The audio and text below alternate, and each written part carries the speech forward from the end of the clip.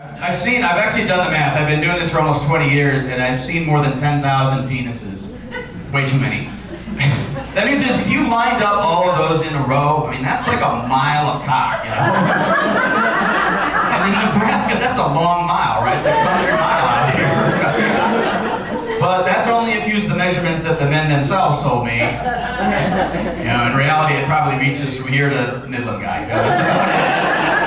10,000 of those, yes. That's right. I always like to give out some special, like a public service announcement, some education, like for people that come to see me and they're like, they see a doctor. Oh, can I ask you a question? All right, so I like to offer some good information. Like, did you guys know you can break your dick? Did anybody here know that? This guy's nodding, unfortunately. Have you done it?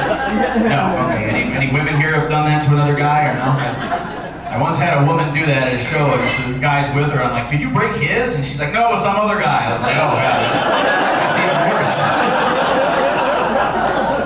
I was at another show and somebody was like, I knew that, some guy did it, he did it skateboarding and on a rail. I'm like, no, he didn't. There's only one way you can break it, okay? First of all, you gotta be, like this. You gotta be doing it, you gotta be fucking. Woman's on top, okay, and she's like, and remember those in the 70s, there was those toys, the hobby house, hobby horse things that bounce up and down? She goes too crazy on it, goes a little too high, like Tigger bouncing on its tail.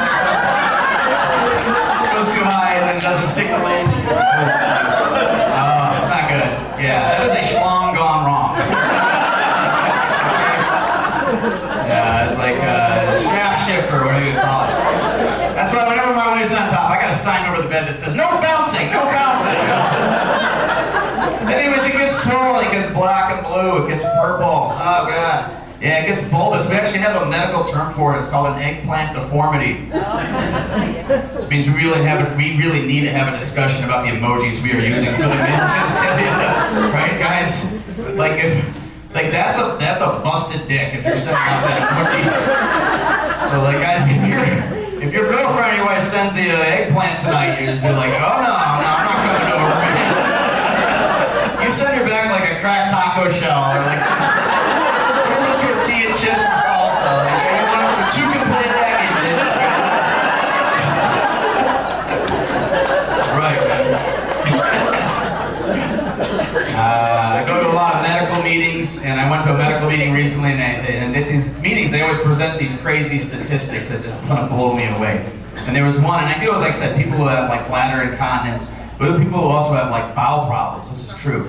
And they presented this data at this meeting, and it said, a slide that said, 21 million Americans have suffered at least one bowel accident in the last 30 days. And I was like, what? That's crazy. Where did you get that information from? Where's that source of data? Underneath it, it said, U.S. Census Bureau 2020 census. I was like, I don't remember being asked on that census if I had pooped myself.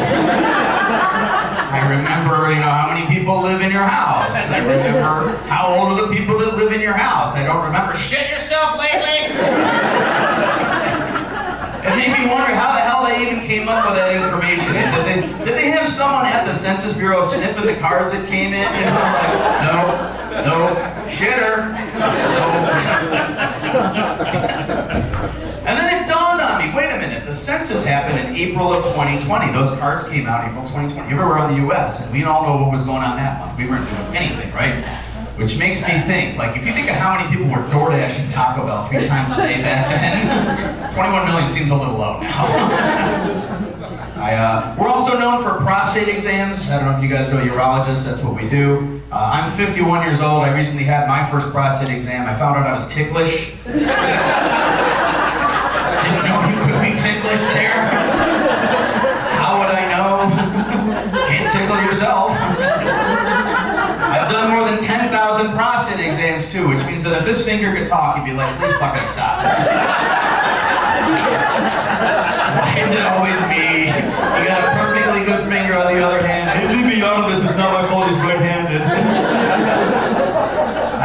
I have a son who's a senior in high school. He's going to college next year. I'm going to put my son through college on this finger alone.